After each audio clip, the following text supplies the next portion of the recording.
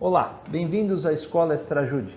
Trabalhamos qualificando pessoas para atuarem no amplo universo dos registros públicos. Preparamos conteúdo técnico específico para o seu crescimento. Aqui ao meu lado, o professor Tiago Machado Burtê, nosso grande mestre, que sempre vem a brilhantar aqui os nossos módulos. Hoje, dando sequência a um módulo anterior, né, que foi um pouco mais, digamos, genérico sobre regularizações fundiárias, vamos aprofundar o tema. Regularizações fundiárias urbanas, espécies, modalidades, fases, procedimentos. Por favor, doutor Tiago, pode começar. Obrigado pela oportunidade mais uma vez, né? Dando sequência ao que já iniciamos nesse trabalho de regularização, vamos trazer as espécies então agora. Quais são as espécies de regularização fundiária urbana? Regularização de interesse social, chamada REURB-S, quando usar a sigla S no final, é de interesse social. Regularização fundiária de interesse específico, o Ezinho no final, E no final. E tem uma que não está explícita na lei, mas foi criada, que é a REURB-I. A REURB-I, regularização fundiária inominada. Não se vai encontrar na lei essa designação I, né? Mas foi um conceito que foi criado em função de haver dentro da legislação uma modalidade explícita ali, só que sem essa designação expressa. Tá? Então foi dado para fins didáticos, para fins da gente saber separar uma coisa da outra, saber com o que estamos trabalhando, né? Então temos 3 modalidades, S, E e I. Tá? Eu prefiro começar a exposição trazendo o modo mais simples, que é a REURB-I. A REURB-I, que ela está expressa no artigo 69 da Lei 13.465 de 2017. Tá? Vou pedir autorização para ler para vocês. As glebas parceladas para fins urbanos anteriormente a 19 de dezembro de 1979, que é quando entrou em vigor a Lei 6766. Então, as glebas parceladas para fins urbanos antes da lei do parcelamento do solo. Não tinha lei do parcelamento do solo, né? Tinha o decreto-lei 58 na ocasião, mas foi excluído aqui do contexto legal, né? Essas glebas parceladas antes dessa legislação têm um regramento simplificado. Então, temos um fato consolidado, um núcleo urbano consolidado há 40 anos. 40 anos, de 79 até os dias atuais, né? Então temos um núcleo urbano consolidado que tem um tratamento diferenciado. Para regularizar isso, vai bastar cumprir o que está no artigo 69, parágrafos 1º e 2º, que é uma questão muito prática, muito simples, muito formal. O registro, vamos vislumbrar que essa regularização vai chegar no registro de imóveis. Tá? Esse é o objeto principal de toda regularização, alcançar as matrículas e titulação. Tá? Chegamos lá então, no registro de imóveis. O registro de imóveis tem que dizer alguma coisa. E o registro de imóveis não tem bola de cristal. Ele não conhece a situação fática. Precisa o quê? Realizar um projeto, um levantamento dessa área, que está sendo incorporada agora no mundo jurídico formal, que o registro de imóveis vai recepcionar, vai verificar se foram atendidos os requisitos aqui do artigo 69 e vai registrar. E alcançou a regularização do modo mais simples possível. Só que tem essa baliza temporal. São os casos, o ideal seria que toda a regularização seguisse esse caminho, né? Num aspecto bem simplório, mas não é assim que funciona. Isso aqui é para situações consolidadas há quase 40 anos, anteriores a 19 de dezembro de 79, que vai apresentar um projeto registro de imóveis, o registro de imóveis vai registrar, vai alcançar a situação fática determinada ali. Então vamos continuar na leitura aqui. As glebas parceladas, então, para fins urbanos anteriormente a 19 de dezembro de 79, que não possuírem registro, poderão ter a sua situação jurídica regularizada mediante registro do parcelamento, desde que esteja implantado e integrado à cidade. Esta é a certificação especial que o município vai dar. O município vai ter que participar disso aqui, dessa regularização, e vai dar uma certidão. Este empreendimento está estabelecido anteriormente, a 19 de dezembro de 79, e está implantado e integrado à cidade. Ponto. Depois vem o projeto de regularização, que vai determinar quais são as coisas, né, e fazer a titulação, podendo, para tanto, utilizar-se dos instrumentos previstos nesta lei. Então, estamos tratando da REURB-I aqui, a inominada, a mais simples de ser promovida, que exige essas condicionantes aqui, tá? Então, primeira modalidade, num aspecto geral, depois vamos aprofundar um pouco sobre, em outra oportunidade, sobre a REURB-I, né? É isso. REURB-S agora, a REURB de interesse social. Por que, primeiro vamos parar para pensar, por que que existe a distinção entre a REURB-S e a REURB-E? Qual a razão do legislador de estabelecer essa diferença? Tem um porquê, tem uma razão. Se está na lei, primeiro a gente tem que extrair alguma efetividade dessa diferenciação que o legislador estabeleceu. A REURB-S se aplica para o interesse social, que é para os casos, ela se aplica para os casos de predominância de baixa renda. REURB-S, interesse social, é para as comunidades mais carentes.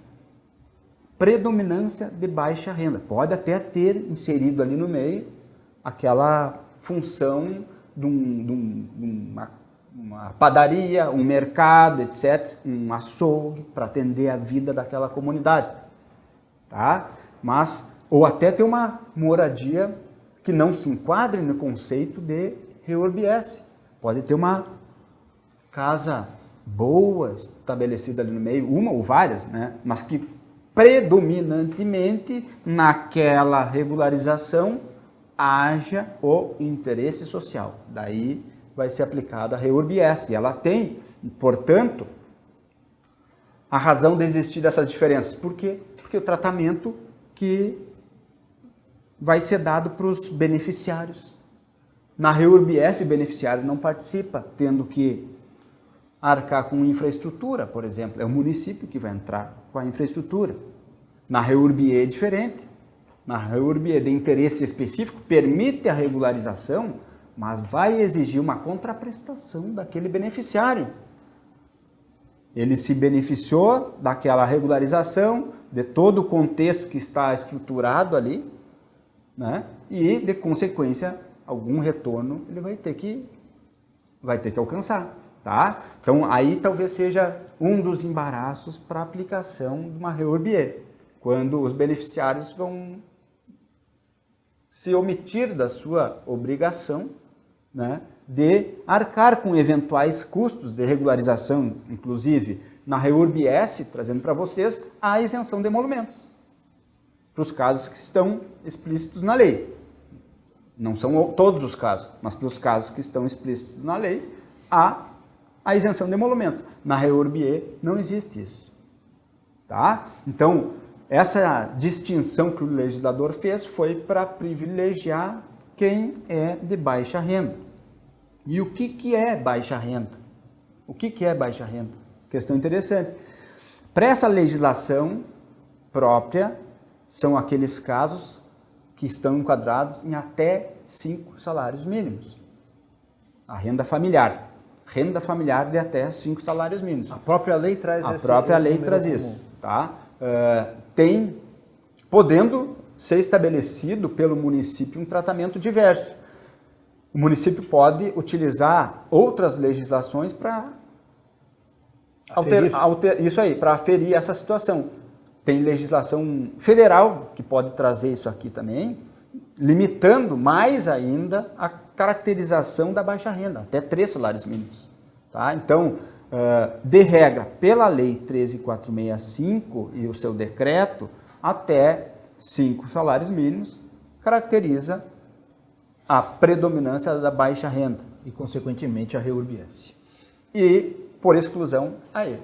O que não estiver dentro desse conceito vai ser a regularização de interesse específico. Tá? Então, os fatores que vão, os fatores objetivos que vão caracterizar uma modalidade ou outra estão relacionados com a questão econômica, tá? A questão da renda familiar até determinados salários mínimos, podendo incidir a lei 13.465 até 5 salários mínimos ou o município, a seu critério, entender que se aplica a legislação federal de outro modo, que é mais restritiva ainda. Então, a sugestão, municípios, né, quem estiver nos acompanhando e estiver trabalhando com regularização nos municípios, deixem ser aplicada a legislação como está na 13.465 até 5 salários mínimos, tá? É essa a razão de existir a diferenciação entre as modalidades. A classificação de interesse, né, se dá em função desse caráter econômico e tem a repercussão, tanto no que tange ao custeio da regularização, tá, quanto a compensações feitas naquela comunidade, né, com relação à infraestrutura, às obras de infraestrutura. E um detalhe importante aqui, ó, um detalhe importante, antecipando outro ponto. Nós veremos os legitimados para promover a regularização. E quando um legitimado está promovendo uma regularização, está provocando uma regularização, ele é obrigado, nesse expediente, a indicar qual é a modalidade que ele entende que é aplicável. Tá? O município tem prazo para analisar e aferir a veracidade ou não. Isso tem consequências. Se o município não fizer a análise dentro do prazo de 180 dias e contestar aquela informação, fica valendo a modalidade apontada. Quero dizer o seguinte, se é o requerimento solicitando a regularização indicar que se trata de uma REURB-S, que ela tem benefícios na questão de emolumentos e não ter que haver contraprestação, tá? Então tem que ser verdadeira essa informação em primeiro lugar. A gente não pode trabalhar com uma situação que não seja verdadeira. Mas se vier a indicação de uma REURB-S e o município silenciar e, de fato, toda aquela situação não está dentro do conceito de predominância, né, de baixa renda, vai ficar valendo aquele conceito estabelecido pelo que solicitou a regularização e indicou a modalidade, né, porque o município teve prazo para fazer e não fez a impugnação daquela modalidade. Tá? E daí a consequência é caracterizar como REURB-S e o município ficar como responsável pelas obras que eventualmente precisem ser feitas e a elaboração de projetos que eventualmente têm que ser executados para fins de se chegar ao final, ao termo da regularização. Porque são necessários a realização de diversos projetos, estudos, né? O que significam esses estudos? É colocar no foco do problema, né? Analisar o contexto geral e ver como que aquilo vai ser trabalhado daqui para frente, né? Não é fazer uma regularização, não é simples, não é só fazer um memorialzinho, fazer uma planta e encaminhar no registro de imóveis, não é. Significa dar a conhecer toda a realidade fática estabelecida e eventuais problemas. E se houver problema ambiental, por exemplo, precisa de um estudo específico. Por quê? Porque a gente viu que tem casos que não são possíveis de aplicação. Uma regularização fundiária, uma REURB. Tá? Tem casos, as áreas de risco, as áreas contaminadas, né? Então, o professor já mencionou em outra apresentação que esse é um processo cuja presidência é do município. Isso mesmo. Quer dizer, não só na vontade de fazer, mas também, tirando base do que está sendo exposto agora, na própria fiscalização do modo que vai ser implantado para que não se tenha um desvirtuamento. Isso mesmo. E de regra, será o município quem dará o andamento, né? Quem será o gestor e aquele que promoveu a regularização. De regra, o município, mas não significa que é só ele que pode promover o início da movimentação de uma regularização. Por quê? O município pode não ter o interesse e fica tudo como está. Não é assim. Então não está só no controle do município, não está só a cargo dele, né? Ele pode ser provocado a agir, e uma vez provocado vai ter que dar curso.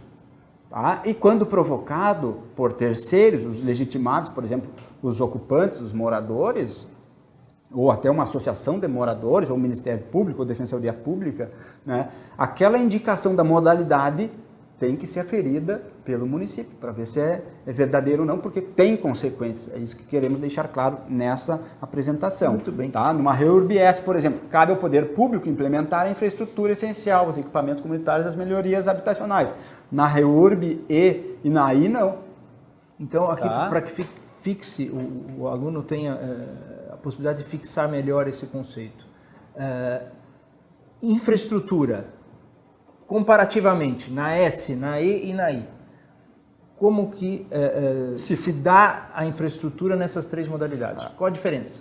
A manutenção, por exemplo, a estrutura já, a mínima, já é fato consolidado, já existe lá. Se tem alguma praça, ótimo. Se não tem, vai acontecer a regularização igual. Se tem uma área verde, melhor. Se não tem, vai ser aplicado também. Mas numa REURB-S, por exemplo, a manutenção, a estruturação, o controle vai caber ao município, né? Agora, numa REURB-E, se for só de uma área nobre da cidade que não tem titulação, e acontece, né?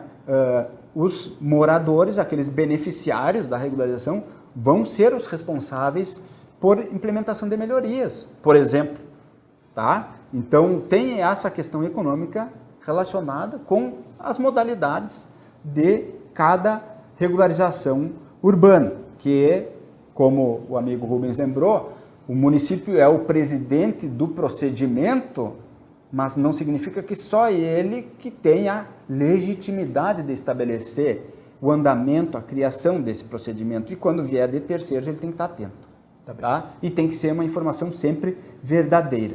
Tá? Não pode ter o uso de uma informação falsa nessa situação. Chega de situações clandestinas, chega de situações que não são verdadeiras. Tá? Vamos dar um basta a essas situações. Tá bem. Vamos para a prática. No dia a dia, como se dá a aplicação da regularização? Muito bem. Numa análise primeira do procedimento, uma análise geral. Então, a gente trouxe a regularização num aspecto geral. Agora, procedimento. Tá? A legitimidade para promover o pedido da regularização, iniciou através desse pedido, entra na prefeitura, ou a prefeitura parte de si, avoca, toma a diligência, né, de iniciar o procedimento e vai realizar um estudo geral de todo o contexto, né? Apresentou aquele documento, o município vai ter que fazer diligências para conhecer a realidade fática. Diligências essas que, se for uma REURB-S, por exemplo, é custeada pelo município, se for uma E, vai ser custeada pelo morador. Que diligências são essas? Primeiro, conhecer a área, o todo. O todo tem matrícula? O todo tem matrícula? Ah, tem matrícula. Então, vamos implementar uma regularização ali. Não, o todo não tem matrícula. Pode não ter matrícula alguma ou, no todo, ele ocupar parte de um imóvel que tem matrícula. Então, aqui vocês já fiquem atentos ao seguinte: os princípios registrais estão chacoalhando, estão tremendo. Os princípios registrais que do dia a dia do registrador imobiliário, já fazendo um link com a parte do registro de imóveis, né, tem que ser enfrentados de outro modo. Então o registrador tem que ampliar a sua visão aqui. Ele não está trabalhando com situação normal, meio ordinário de regularização, e sim com meio extraordinário. Então ele tem que estar preparado para isso. Os princípios registrais aqui, em alguns casos, são abrandados. Principalmente princípios da disponibilidade e continuidade. Tá? Veremos isso mais à frente. Mas então, iniciou o procedimento, o município tem que dar a conhecer toda aquela realidade, fazer notificações dos vizinhos ou de eventual proprietário tabulário. Tá? Tem que permitir o quê? Se tem alguém com uma propriedade que tem a proteção da Constituição Federal e do Código Civil, essa pessoa tem que ser chamada para participar desse procedimento. Concordam? Por quê? Porque é o direito dela se manifestar. A ampla defesa, o contraditório, o devido processo legal tem que ser observado aqui. Então, tem um procedimento extrajudicial, um mecanismo que vai permitir que essas pessoas todas envolvidas naquela região sejam chamadas. Não significa a assinatura de todos os moradores, não, os beneficiários, não é isso. Senão já se tornaria inviável, né? É pegar a anuência dos confrontantes da gleba, do todo a ser regularizado, né? Conhecer essa gleba primeiro, a sua realidade jurídica, se tem ou se não tem matrícula, e se tiver matrícula, aqueles que têm um vínculo real com a coisa. Chama todo mundo, né? Procura fazer as notificações ali, tem até a possibilidade de fazer conciliação, mediação, de fazer procedimento de edital, que isso será visto oportunamente com calma, tá? Aqui é só um panorama inicial primeiro, né? O procedimento transcorreu naturalmente, se conheceu, por exemplo, ali, os requisitos urbanísticos não foram observados, área mínima de lotes está autorizada aqui, não existe, área mínima do sistema viário não existe, se tem ou não tem, vai dar curso à regularização, mas permitiu conhecer aquela realidade, tu jogou dentro de um mapa, e daquele mapa, a situação fática está dentro de um mapa, aquele mapa vai fazer um memorial descritivo, que é botar por escrito a representação daquela imagem, né? Conhecendo todos os seus meandros, seus detalhes. Tem questão ambiental envolvida? Tem. Então vamos fazer um estudo ambiental para ver se não tem problema de regularização. Tá? Mas a questão ambiental não é restrição para fazer regularização. Não, ela permite regularizar, inclusive, áreas em área de preservação. Permite tu aplicar uma regularização. Então, é outra novidade que temos na Lei 13.465. Tá? Antes tinha certa restrição, quando tinha um ambiental, parava tudo. Né? Inclusive, os códigos de normas, antes dessa legislação, via de regra, eles tinham os provimentos para regularizar situações consolidadas, via processo jurisdição voluntária, né, encaminhava para o juiz, passava pelo promotor e chegava uma sentença para regularizar. Via de regra, quase todos os estados já tinham incorporado no seu código de normas situação dessa natureza, tá? Mas tu judicializava, passava pelo Ministério Público. E nessa judicialização havia, porque fundado em provimentos das corregedorias, havia restrição para aplicação. Que restrição? Restrição ambiental. Por quê? O provimento não poderia superar uma legislação maior. Se a legislação maior estava dizendo que não poderia, né, regularizar, o provimento tinha essa limitação. Não poderia a corregedoria, por provimento, alterar uma questão ambiental, né? E limitava a aplicação de algumas regularizações, o que hoje já foi aprofundado, foi melhorado. Nessas legislações que estamos trazendo aqui, questão ambiental não é empecilho para a regularização. Porém, exige-se, dentro do que estamos tratando aqui, exige um olhar atento, exige um estudo. Para quê? Botar no foco o problema e ver o que dali para frente pode ser melhorado. Melhor fazer a regularização olhando, enfrentando a realidade, trazendo a publicidade para todos, do que fazer de conta que aquilo ali não existe e deixar o problema no mundo fático persistir sem atenção alguma do Estado. Então, mais um fundamento pela constitucionalidade dessa legislação. A proteção do ambiente que diretamente ela vai gerar.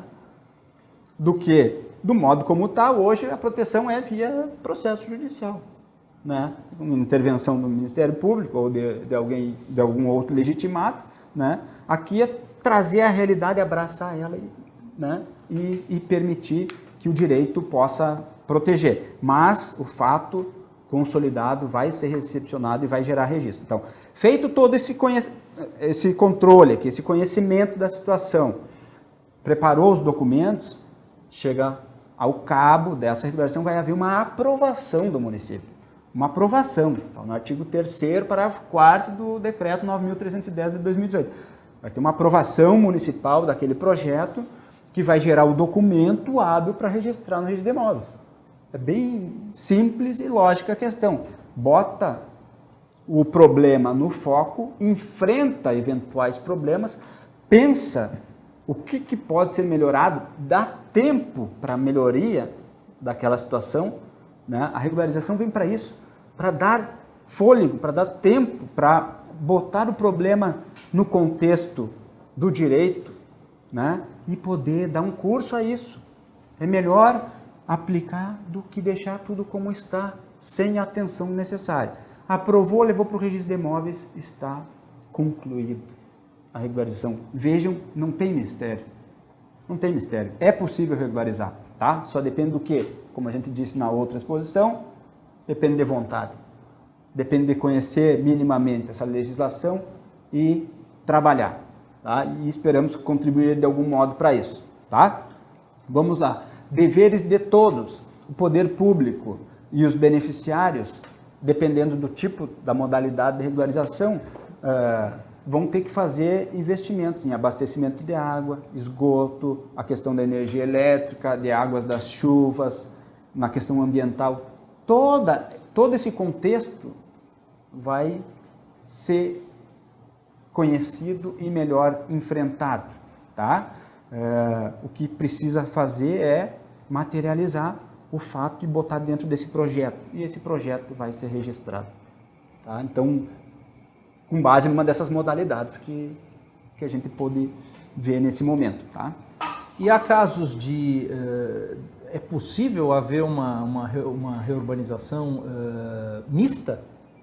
Sim, é possível. Dentro desse contexto aqui, sempre com o caráter de direito de moradia. Direito de moradia é gerar direito de propriedade, tá? Já vimos na primeira oportunidade os casos em que não é possível regularizar. Dentro desse contexto, havendo o ânimos, né, de moradia para aquela comunidade, pode sim ter uma ocupação mista ali dentro, né? Isso está no artigo 5º, parágrafo 4º, né? No mesmo núcleo urbano informal, poderá haver as duas modalidades de REURB, inclusive, tá? Desde que a parte seja ocupada predominantemente por população de baixa renda regularizada por meio de REURB-S e o restante do núcleo por meio de REURB-E. Então, além de ter a questão da possibilidade de tu regularizar imóveis para fins de moradia, que tem que ser o principal, tu pode regularizar um imóvel para fins comerciais, de serviço, etc. Dentro de uma mesma regularização, tu pode ter REURB-S e REURB-E, tá? Com consequências distintas. A REURB-E não vai ter isenção de emolumentos, a REURB-S vai ter isenção de emolumentos. A REURB-E vai ter que ter uma contraprestação dos beneficiários, a REURB-S não, tá? O que eu tenho que trazer para vocês? Quando houver a determinação da aplicação de uma regularização em imóveis que não sejam residenciais, precisa ter uma manifestação do município reconhecendo como interesse público a regularização daquele bem, tá? Vai precisar de um instrumento, dentro daquele contexto da regularização, daquele projeto que está dentro da prefeitura, uma declaração do município de interesse público na regularização de determinados imóveis que não tenham finalidade de moradia. Tá? Tem que estar explícito isso. Artigo 23, parágrafo 1º, inciso 3 da Lei 13.465 e artigo 16, parágrafo 1º, inciso 3 do Decreto 9.310. Tá? Deixa eu ver o que mais que eu poderia passar para vocês aqui. Poderão ser regularizados imóveis utilizados para fins sociais, creches, associações, centros culturais também. Tá? Não é só comércio. Tu pode ter uma associação de moradores com um imóvel lá, estabelecido dentro do contexto da regularização, que tu vai chegar também, né, a uma matrícula para essa associação de moradores. Tá? E para fins comerciais, como a gente já passou para você.